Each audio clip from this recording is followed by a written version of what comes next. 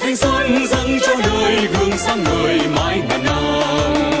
Tuổi hoa niên hận quân thù sôi dòng máu, bỏ thì sau anh hùng tự hào gương anh dũng chiến sĩ công an tiếp bước đưa anh hùng.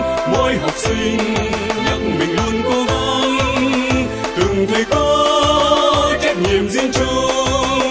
Tuổi thanh xuân bừng trong nắng với chiếc áo bà ba diệu hiền, miền đất đỏ thấm màu cờ giang dở, quê ta vòng lời ca muôn đời.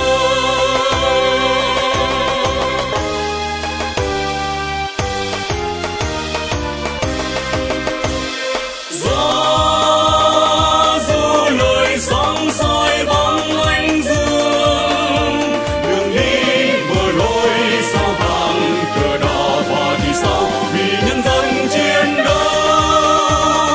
Bên hàng dương xanh đang nghiêng ánh mắt nhìn thẳng quân thù, cho dù nguy nan chỉ vẫn hiên ngang viết thêm trang sử mới sáng ngời. Việt Nam độc lập 4 năm, Hồ Chủ tịch 4 năm.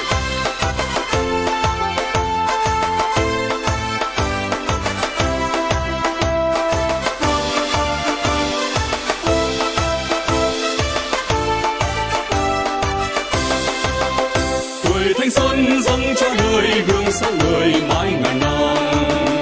Tuổi hoa niên hận quân thù sôi dòng máu,